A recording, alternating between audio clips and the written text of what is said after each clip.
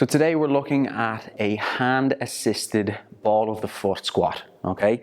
Now, this movement is excellent to really build a lot of strength in the knee joint and in the foot in terms of stability during a squat and just getting into a high degree of knee flexion in particular, okay? You can see this is a good entry level one because we have assistance from the hands. This doesn't have to be a stick specifically. This could be a countertop, something more solid, something more like this in a sense will move, but it's just relative to where you are at the moment. So if that needs to be against a squat rack, if it needs to be with a box or something like that, keep that in mind as well, okay? You'll also note that the sort of depth that you hit is relative to.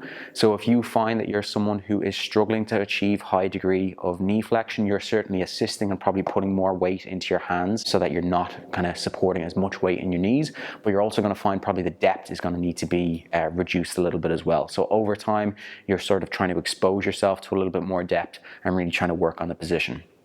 Another thing as well is the time that you spend in the bottom and the amount of tension that you have in the bottom as well.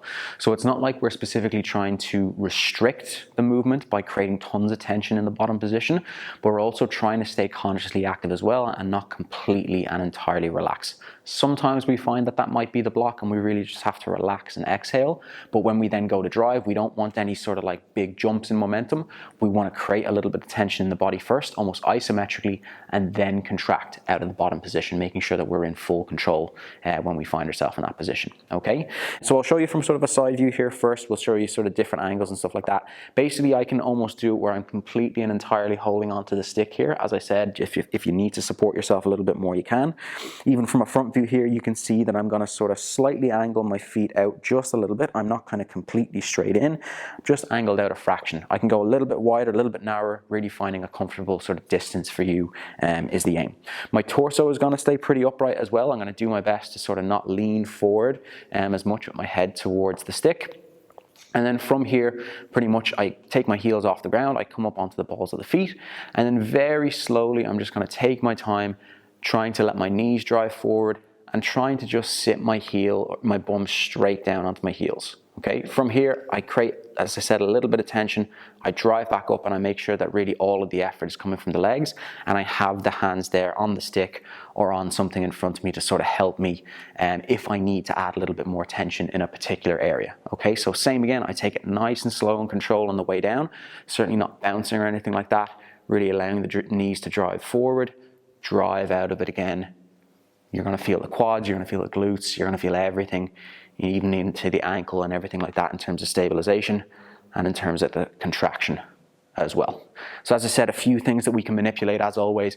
We can always look at sort of the duration that we take in terms of the tempo, taking it super slow, keeping that tension, even adding in pauses at certain places. But certainly at the bottom, we want to feel ourselves sort of relax a little bit, create that tension again as we come to drive back up, and certainly don't bounce out of the bottom position.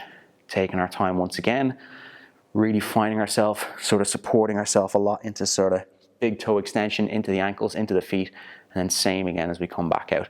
So trying our best not to really take too much advantage of our hands here. You know, if we do it where it's almost the hands entirely working, we're probably not going to find much benefit, but depending on where you are at this moment in time, you might need to assist and sort of adjust how much tension you're using. Even as the sets go on or as the reps go on, you're probably using a little bit less, feeling more confident with the movement and finding that the strength is improving in this particular area, okay?